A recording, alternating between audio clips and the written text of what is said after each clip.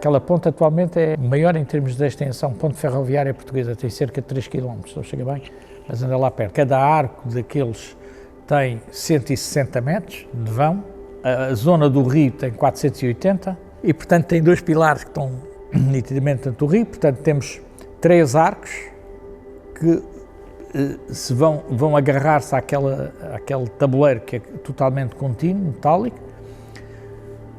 O problema ali foi, monta-se o tabuleiro empurrando, tal qual como fizemos nas margens, empurramos o tabuleiro até ele fechar, mas com os pilares provisórios, que era preciso depois desmontar, depois termos os arcos montados por cima e termos o tabuleiro suspenso. Punha-se a questão de saber, primeiro, como é que se monta o arco, segundo, como é que se montam os pendurais, porque são elementos bastante pesados, em conjunto ou depois do arco, sendo que depois o controle geométrico era muito mais difícil, porque fixávamos em cima, mas depois em baixo, eventualmente, não ia bater no ponto certo.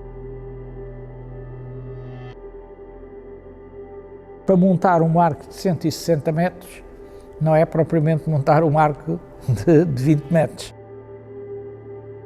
Portanto, os arcos foram idealizados em 3 partes. As 2 partes laterais foram montadas sobre o tabuleiro e foram rodadas até chegar à posição certa, e depois a parte central foi elevada em translação, foi puxada lá para cima até ficar ao nível dos 2 arcos, dos 2 troços laterais, que estavam entretanto evidentemente escurados, e fez-se então a soldadura e a ligação daqueles arcos. Normalmente no rio é necessário recorrer a tubos metálicos que são cravados e que por sua vez depois retira-se toda a terra, todo o solo que está no interior, e depois betona-se de baixo para cima, debaixo d'água, a estaca com as armaduras lá enfiadas. E depois a seguir de 2 uma, ou se recupera o tubo ou se deixa o tubo, porque assume-se que é demasiado arriscado durante a execução da estaca recuperar o tubo. Mas receámos muito os problemas de executar as fundações no rio. Aquelas fundações, porque aqueles solos são muito maus. Nós tínhamos exemplos de outras obras cá em Portugal onde de facto apareceram problemas quando estavam a executar as fundações, porque aqueles lodos por vezes rompem e depois de romperem aquilo é o cabo dos trabalhos para conseguir estabilizar o lodo, quer dizer, recarregamos e no dia seguinte aquilo já está em baixo outra vez. Mas felizmente ali, quer a nível da montagem, quer a nível das fundações, quer a nível da estrutura, não tivemos mesmo nenhum problema. Aquela obra teve uma equipe de segurança e saúde excelente e que, tanto quanto eu me lembro, chegou ao fim sem nenhum acidente. Já relativamente ao tabuleiro, de facto propôs-se uma solução que tem sido pouco utilizada cá em Portugal, que corresponde a ter uma parte metálica e a parte complementada com uma laje de betão, que tem as 2 grandes vantagens. Uma, resiste bem à compressão, que é aquilo que nós pretendíamos, pelo menos numa grande zona do tabuleiro, que acontecesse. Segundo, permite ter a caixa natural para o balastro, que é aquilo que, em termos ferroviários, é necessário para montar a linha. Os tabuleiros foram todos empurrados, não é? Tal qual como fizemos ali no viaduto de Alcântara, de acesso à ponte 25 de Abril, também foi a primeira grande estrutura cá em Portugal, empurrada, e também aquelas estruturas foram empurradas.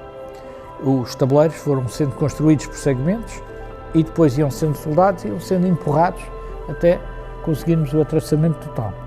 A solução que lá está foi muito influenciada por aquilo que foi a parte de impactos ambientais. O maior desafio foi o ambiente, foram os condicionamentos ambientais.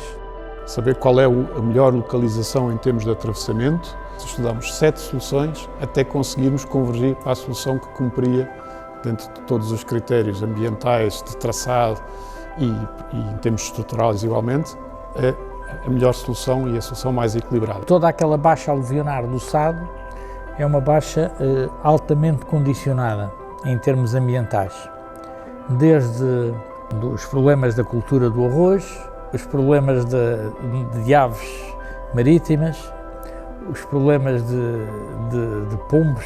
Durante a obra havia 2 horas, talvez eram 2 ou 3 horas, em que não se podia trabalhar porque era a hora que os pombos dormiam.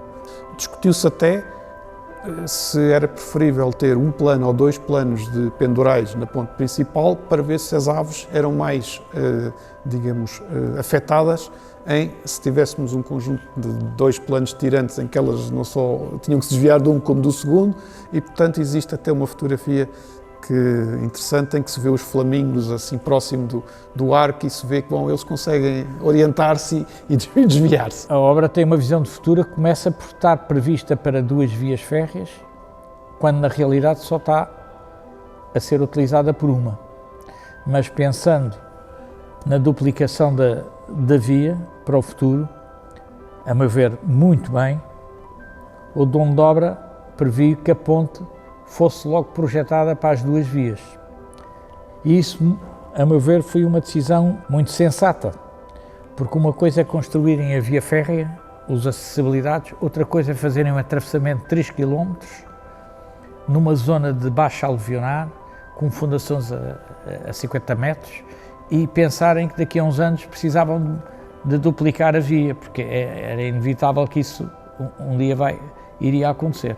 E, portanto, o custo adicional que a ponte teve por ter 2 vias compensa, a meu ver, largamente essa, digamos, capacidade para o futuro que a ponte dispõe.